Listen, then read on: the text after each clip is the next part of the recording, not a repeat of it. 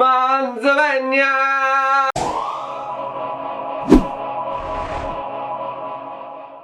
G'day, Stu from UAVfutures here, and today, besides waving our arms around quite a lot, we've got a bit of a shootout, something you guys asked for quite a lot. Ever since I reviewed this is the Snapper 7, you can go watch that little video up there. Thank you very much, YouTube. So many of you guys were saying, Stuart, can you please compare the Snapper 7 to the UR65? I'll link this down below, but there is some of the differences. So this one, I absolutely loved it. We flew it around so much, and I am still flying this thing. It's been going very, very well. This one right here is very, very similar. It's sort of this Whoop class drone. This one's plastic. It's got some pretty similar kit in here, a little bit smaller, but what we're going to do, we're going to stick it on the bench, break it down, quickly have a look at the text and the specs, and then the fun stuff. It's been a while since we've gone over to Grumpy Trevor's place, flown around the pit track, and that's where I think something like this is going to excel. We'll do a lot of comparisons between the two. We'll get Trev's impressions as well, because I know he's got both of these, and we'll find out if you want an indoor flyer that's going to be brushless, which one is going to be the right one for you. So I'm pretty excited. We're about to kick it off, but what is better than one of these bad boys is two of these bad boys, because look, I've got an extra one here to give out to my Patreon supporters. So if you're a Patreon supporter, thank you so much. You know how much your support helps this channel and helps spread this message of FPV and get people flying, so thank you so much. And to anybody who's interested in sort of going into the draw to win one of these, it takes about 2 seconds. I'll put the Patreon link down below. But that's enough rambling here in front of the camera. Let's stick it on the bench, break it down, and then go have some fun. So let's do it in 3, 2, 1. Alrighty, here they are on the bench. There's a couple of different versions. I'll link them down below, and maybe some with different batteries, all that sort of stuff. But we've got a Fly Sky version, a Free Sky version. I'm going to put one to the side. Let's get on with this little bad boy. You can see it does look very cool, and I do want to point out too, before we even get started, having something as like a white collar is a lot easier to see. If you're losing this thing indoors under the couch and that sort of stuff, it is nice to have a nice big bright color. But first things first, let's stick it on the scales, find out how much this little thing weighs, and it's coming in at 21 grams actually. And if I throw the battery on there as well, it's coming in around 28 grams. Look, my version 27 grams. My version, it came with 3 batteries, and each one of those is 250 milliamp hours. They're high voltage batteries, and it's also worth mentioning that they've got that little bigger connector on here, which allows more juice to pump in, which is kind of important, especially when you've got a little brushless rig like this. Now what we should do, let's go through some of the components. Of course, it's got your little sort of plastic frame that's synonymous with so many of those tiny Whoop or Whoop class drones out there. That's pretty sort of standard stuff. In the past, I feel like they're okay. I do like the aluminium one of the Snapper 7. Because if you get this, look, it's a little bit bigger. They do bend a little bit, but you can bend them back into shape. I find the problem with these plastic ones, if you have a very hard hit, you're going to snap these little plastic shells out here underneath, but they also are very, very cheap to replace. So overall, both of these have their pros and cons when it comes to the actual frame design between the aluminium or aluminum, whatever you want to say, and also the plastic. Now you can see the size difference is very, very different. This one's a bit bigger. This one right here, of course, it's 65 millimeters. The motors that we've got on these little things, they're 603s, and their KV is 17,000. So it should have plenty of pep when it's sort of poking around, especially because it's very, very light. As a bit of a comparison as well, look, the Snapper 7, that one, ounces, what is that?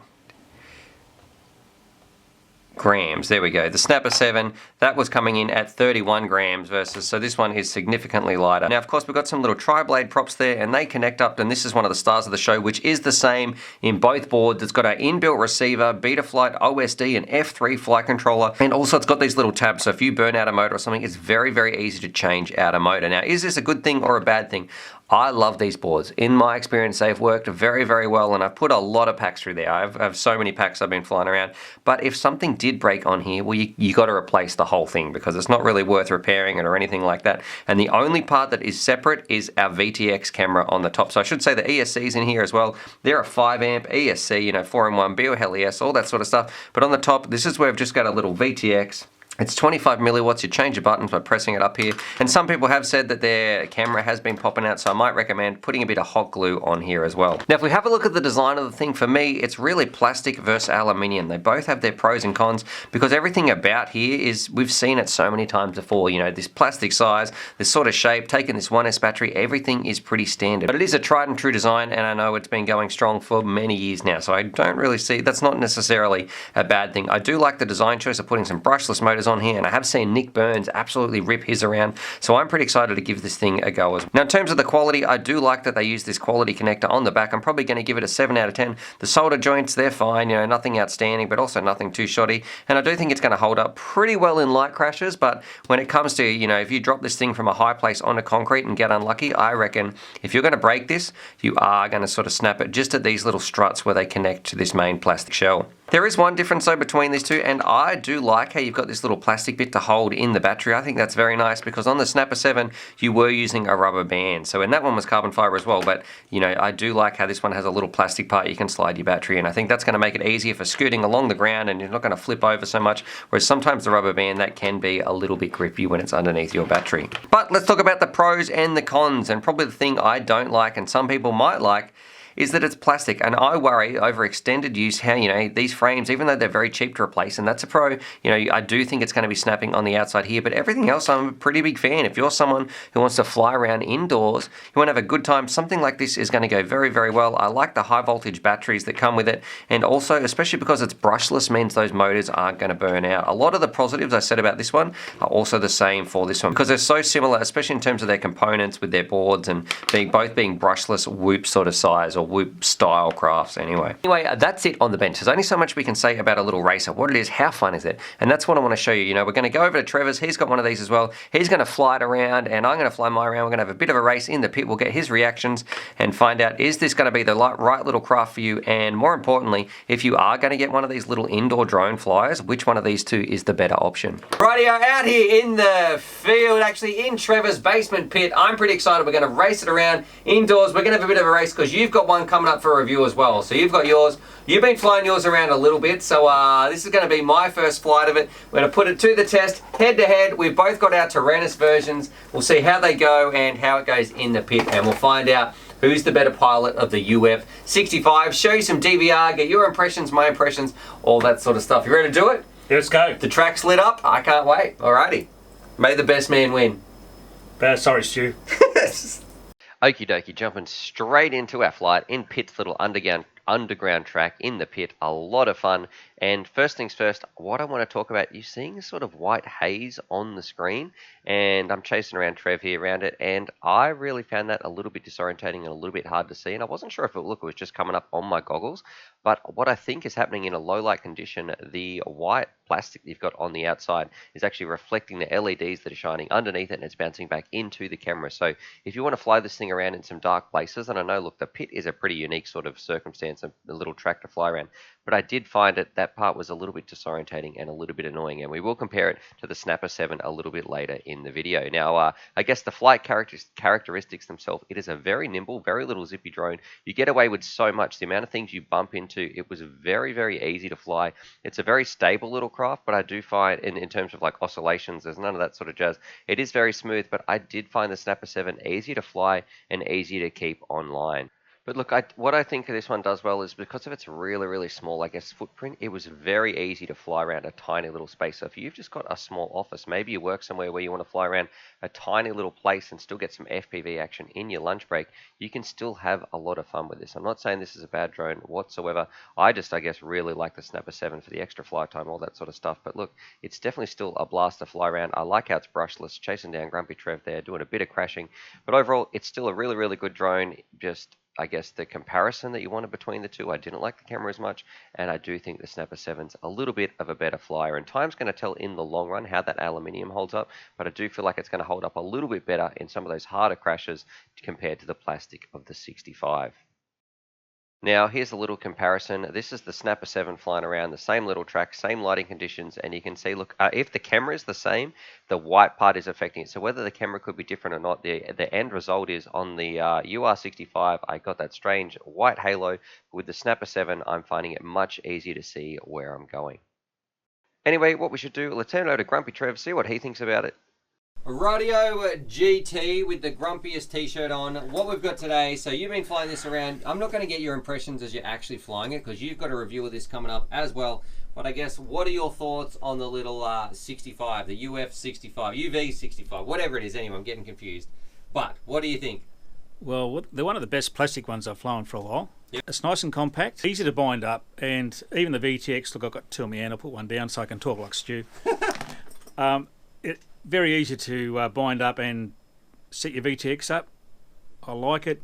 It flies really good straight out of the packet. So yeah, look. Is there any things you don't like about it? Well, there is a couple of things. The camera is not real good when you compare it to something like a Snapper 7, and these things are actually the Snapper 7 I think is $5 dearer. I've seen a heap of people too asking about a comparison between this and the Snapper 7. So yeah, what are your thoughts on that? Look, the Snapper 7's here somewhere too. Yeah. There's no real comparison. The Snapper 7 kills this hands down, and it's $5 difference in price as far as I remember. Camera's better. That's much better camera. I'm going to flash some DVR to the two different cameras on the screen. You'll see that in the footage. The Snapper 7 is way better to fly than this thing. It's a lot more stable, but this is still a lot of fun. Look, it's a great little quad, don't get me wrong, but compared to something like this, which is, we're only talking $5, I'd be going the Snapper 7. It's still good for the price. It's only because I've just flown the Snapper 7 only a week ago, and we just fly it again tonight, that I would prefer that. But this is still, if you can't get a Snapper 7, this is still good. Yeah, nice. All right, thanks, Trev. I pretty much agree with most of the stuff you said. One weird difference when we looked at yours, you've got a rubber band and you were like, just clip it on underneath, but my version doesn't have that at all, and they've also put it, my frame is the other way around than yours, so you've got a flat part at the front of yours, and we tried to put some tape over there to block out that little halo effect, and I've got like a pointy triangle in the front of mine as well, so I don't know why the ends are different, but that's a little bit bizarre as well. They seem to have different frames in there. So yeah, well, yours is probably made on a Friday. Mine was made on a Monday. Okay. But no worries. Yeah. But yeah, and I agree with what you said about the Snapper 7 as well. I think this does fly. You know, even when I flew it on your radio, it was a bit smoother, a bit easier to control in my experience, and I did prefer the camera because I don't know about yours, but mine was getting some strange sort of halo. Like it was like a white shimmer. Yeah, I had that as well. We did try to stop that with the black tape, try to stop that reflecting in and all that sort of stuff. But yeah, that was just my experience anyway. All right. No worries. Yep. Thanks, Grumpy. Go check out Grumpy's video of it as well. That should be in the description somewhere down below. Alrighty, so there it is. There's my review of the UR65. And overall, compared to the Snapper 7, I do prefer the Snapper 7. Like a lot of the reasons I agreed with Trevor, all the things he said about it, I do think the aluminium's better. It does feel more stable in the air, like it's easy to hold a little bit of a line. I can see this play, you know, it was still a very nimble little drone, but if I had to, and I'm definitely not saying that it's a bad drone whatsoever, but I mean, if you had to choose between the two, and that's what you guys were asking me, which one is better between the UR65, and I'm getting so confused with the names, and the Snapper 7. The Snapper 7's easier to remember. I did like the Snapper 7. And one really strange thing too, I don't know what's going on with the camera because it looks like they're the same, but I don't know if it's the LEDs bouncing off the white sort of brim in a dark low light condition, bouncing back into the camera. It does give you that strange halo effect that I'm sure you would have seen in that DVR anyway. Anyway, what do you guys think? Drop your comments down below. Massive shout out to my Patreon supporters because look, you're going to be winning one of these bad boys, whether it be the Free Sky version or the Fly Sky version. For everybody else, subscribe for more FPV related content, and as always, happy flying! Alrighty, so hopefully you guys enjoyed that video. Definitely subscribe if you're new to the channel and check out these videos. And I'm also going to leave a little link here to my Patreon page because I've got some fantastic Patreon supporters and I like to give back to them as well. So if you want to join the UAV Futures family, there's things like bonus Velcro straps, little bundles of FPV goodies and things like that that also get sent out. Anyway, happy flying!